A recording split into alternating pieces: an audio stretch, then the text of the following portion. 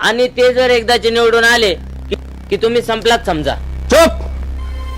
या पुढे एक शब्द जरी बोललास तर थोबाड फोडेन.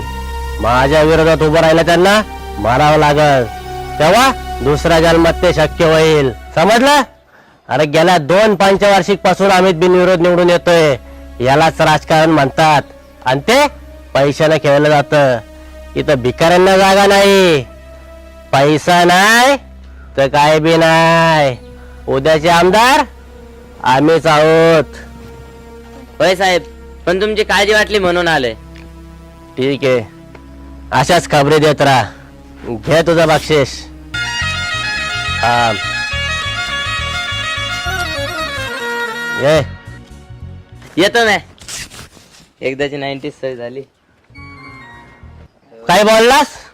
काही नाही साहेब, उद्याचे आमदार तुम्हीच आणि तुम्हाला कोण बी अडवू शकत नाही.